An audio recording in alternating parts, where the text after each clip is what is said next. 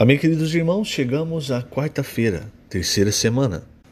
O título dessa terceira semana é Prefácio e Saudação do Apóstolo. O título da quarta-feira, o contexto histórico e religioso da Epístola aos Colossenses. E o versículo, Colossenses 2:8. Cuidado, que ninguém vos venha a enredar com a sua filosofia e vãs sutilezas, conforme a tradição dos homens, conforme os rudimentos do mundo, e não segundo Cristo. Senhor Jesus, obrigado, Senhor, por mais um dia. Obrigado, Senhor, por Tua palavra que flui como um rio para nós, nos limpando de todas as impurezas, nos santificando, nos trazendo a Tua luz, verdade, amor, toda a realidade, tudo aquilo que Tu és. Que esse rio, Senhor, que sai do Teu trono, flua até a Tua volta para cada um de nós, e que também esse rio flua de dentro de nós para todas as pessoas ao nosso redor. E nesse dia, amado Senhor, nós também te pedimos, guarda-nos em Ti, livrando-nos de todo o mal, de todas as armadilhas de Satanás, de todas as sutilezas dos homens, todas as formas de Satanás tentar nos enganar. Nós não queremos, Senhor, ficar presos, tropeçar em tradições dos homens, rudimentos do mundo, nada que não seja o Senhor. Nós queremos estar totalmente guardados em Ti. Em Ti estamos seguros. Em Ti nós temos todas as riquezas da sabedoria. Em Ti somos mais que vencedores. Por isso, Senhor, não permita que nos desviemos, que tropecemos, que enxerguemos algo que não seja Cristo. Obrigado, Senhor. Obrigado por tuas palavras, pela graça e misericórdia que o Senhor tem nos dado, com que o Senhor tem nos sustentado a cada dia. Obrigado, Senhor. Jesus é o nosso Senhor. Muito bem, queridos irmãos, o título então dessa quarta-feira é o contexto histórico e religioso da Epístola aos Colossenses. Desde o Jardim do Éden, irmãos, Satanás ele sempre tem uma maneira de fazer com que o homem se desvie do ponto central, que é Cristo. Então, por exemplo, o ponto central no Jardim do Éden era a árvore da vida. A árvore da vida, irmãos, ela representa Cristo como tudo para nós, como aquele que nos dá a vida de Deus. Tanto é que em João 15, o Senhor Jesus diz, eu sou a videira verdadeira. Então, o que Satanás fez? Onde ele trabalhou? Ele trabalhou fazendo com que Eva duvidasse da palavra de Deus, e por duvidar da palavra de Deus, ao invés de se alimentar da árvore da vida, que era o centro do jardim, ela se alimentou da árvore do conhecimento do bem e do mal. É basicamente, irmãos, a estratégia de Satanás. E nessa estratégia central, aí ele vai desenvolver vários métodos. Então, quando nós chegamos ao livro de Colossenses, havia muitas filosofias, culturas, coisas estranhas que estavam entrando na igreja e desviando os irmãos do que é central para nós, para Deus, para tudo, que é Cristo. Eu vou ler os dois primeiros parágrafos na página 44, que explica melhor essa questão do que estava acontecendo ali, com relação à filosofia, com relação a práticas. E por que é importante, irmãos, nós entendermos isso? Talvez você não precise entender os termos, tudo o que significa aquela filosofia, mas é importante você entender para que isso não aconteça hoje com você, comigo, conosco. Em Efésios 4, versículo 13, versículo 14, Paulo ele falava assim, para que nós não sejamos mais como meninos, agitados de um lado para o outro e levados ao redor por todo o vento de doutrina, pela artimanha dos homens, pela astúcia com que induzem ao erro. Então você vê que esse versículo é um pouco semelhante ao versículo que nós lemos, Colossenses 2:8, em que ele diz, cuidado que ninguém vos venha a enredar com sua filosofia e vãs sutilezas, conforme a tradição dos homens, conforme os rudimentos do mundo, e não segundo Cristo. Então, o que estava acontecendo ali em Colossos nessa época? Vou ler página 44, primeiro parágrafo, começar no primeiro parágrafo. Como já falamos, os colossenses viviam em meio a uma mistura de culturas e religiões com a filosofia grega. Naquela época, era comum a prática do ascetismo, que combinava religião com filosofia. Com aparência de sabedoria, quem praticava essa doutrina punia severamente o seu próprio corpo para combater os desejos da carne. A pessoa privava-se de conforto, de comida, de bebida, como forma de castigo para vencer o pecado e a sensualidade. Essa prática foi um caminho inventado pelo ser humano para alcançar a santidade. A partir daí surgiram mosteiros, monges, freiras, etc. Deus não indica esse caminho, porque tais práticas não vencem o pecado e nenhum valor têm contra a sensualidade. Então, no final do capítulo 2, Paulo, no último versículo, ele diz: tais coisas, com efeito, têm aparência de sabedoria, como o culto de si mesmo, e de falsa humildade, e de rigor ascético. Todavia não tem valor algum contra a sensualidade. Quer dizer, isso não vai diminuir os desejos da carne. Então as pessoas elas se puniam, elas faziam longos jejuns para deixar a carne bem fraca, bem debilitada, achando que isso faria com que a carne não pecasse. Mas esse não é o caminho, irmãos. Em Romanos 8, Paulo nos mostra o caminho. O caminho para mortificar os feitos do corpo é o Espírito. Isso está bem claro no versículo 13 de Romanos 8. Ele diz: porque se viverdes segundo a carne, caminhais para a morte.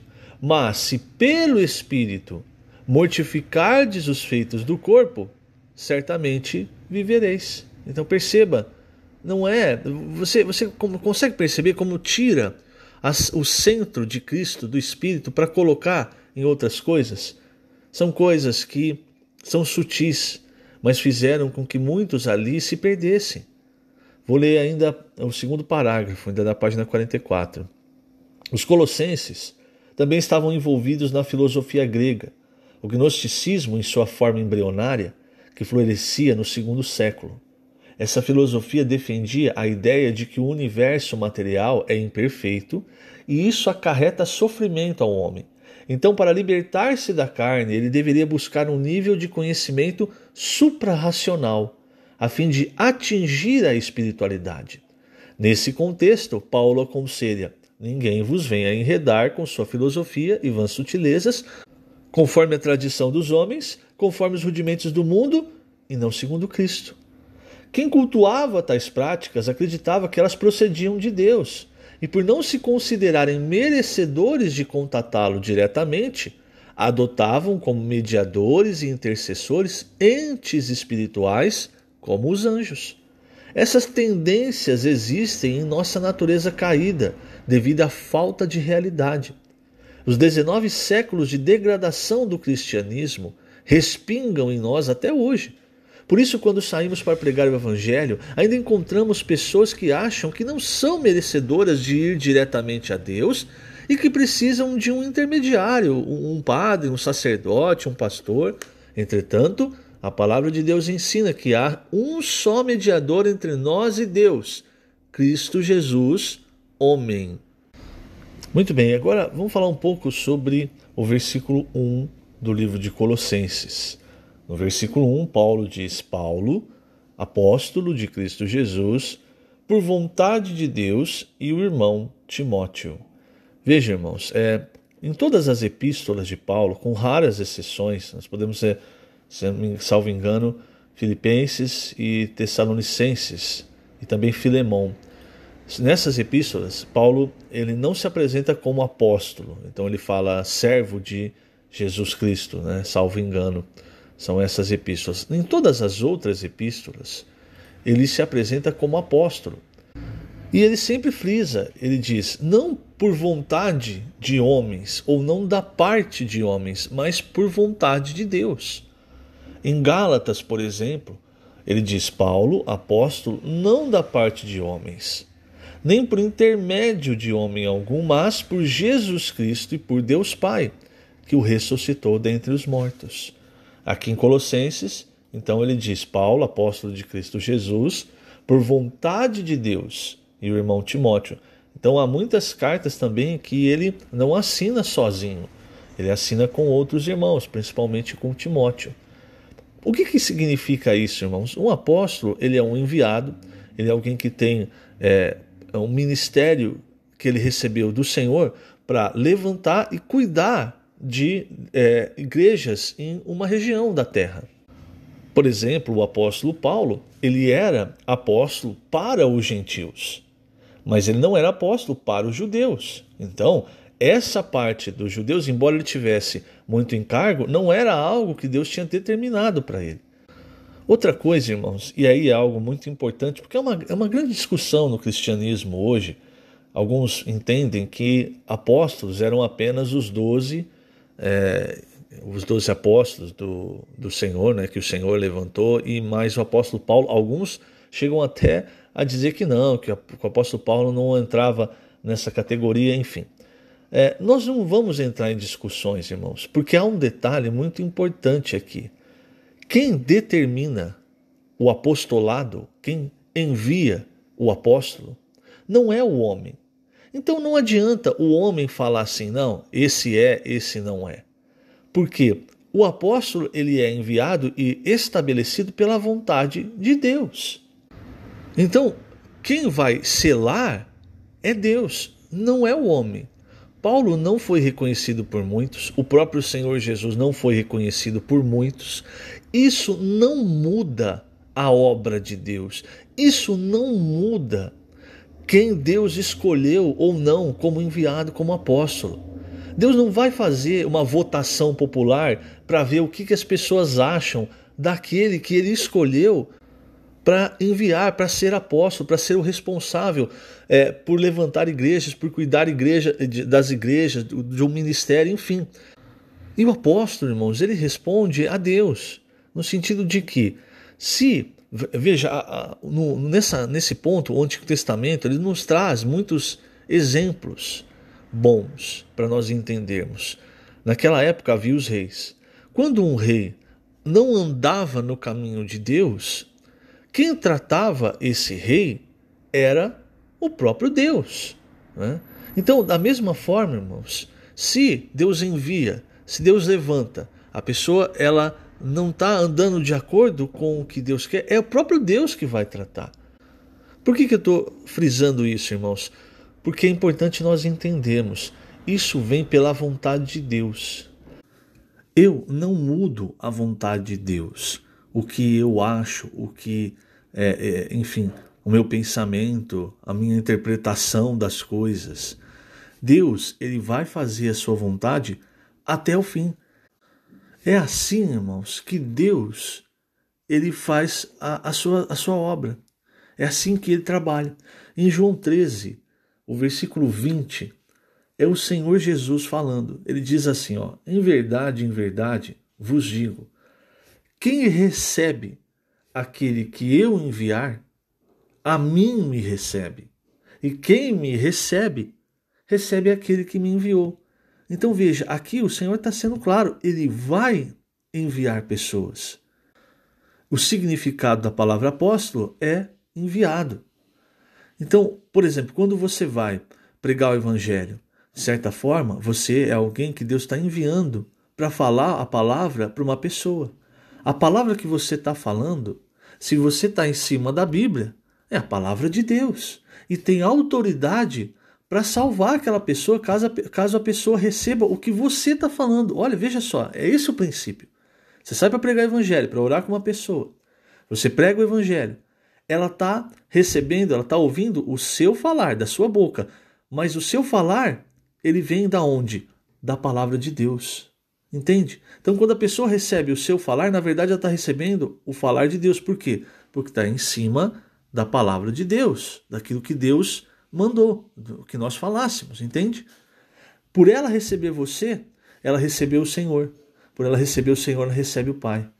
Então, irmãos, quando nós nos apartamos, às vezes por ter as nossas conclusões, o grande risco é o seguinte: se Deus enviou, Com o enviado está a palavra de Deus, a bênção de Deus. Se eu me aparto do quê? Eu me aparto, irmãos, de muito do que eu poderia receber da bênção de Deus. Deus vai me abandonar? Não. Mas se a linha da vontade de Deus está ali e eu estou saindo, eu estou fora, o fato, irmãos, a linha da vontade de Deus vai continuar. Quando Paulo ele discutiu com Barnabé, Paulo ele foi para um lado, Barnabé para o outro. Eu acredito, irmãos, que Deus tenha usado Barnabé. Mas você percebe, a linha da vontade de Deus estava com o apóstolo Paulo. Então, a Bíblia continua contando, dando ênfase no que fez o apóstolo Paulo. Os que estavam ali com o apóstolo Paulo, Silas, Timóteo, dentre muitos outros que nós podemos citar, Epáfras, Sóstenes, enfim, depois Marcos, né, que volta a permanecer junto com Paulo, a ajudar, a colaborar, a cooperar com Paulo, esses receberam a bênção que vem de Deus. Por quê? Porque não é a vontade do homem que faz alguém como apóstolo, como enviado, é a vontade de Deus. É importante, irmãos, nós entendermos isso, porque o apostolado ele tem frutos. E se nós observarmos os frutos, nós vamos perceber, de fato, quem Deus está enviando. Que o Senhor te abençoe grandemente nesse dia. Lembrando, estamos colocando essas gravações na página do YouTube da Igreja em Ribeirão Preto. Você acessa na parte de vídeos. Que o Senhor te abençoe grandemente. Jesus é o Senhor.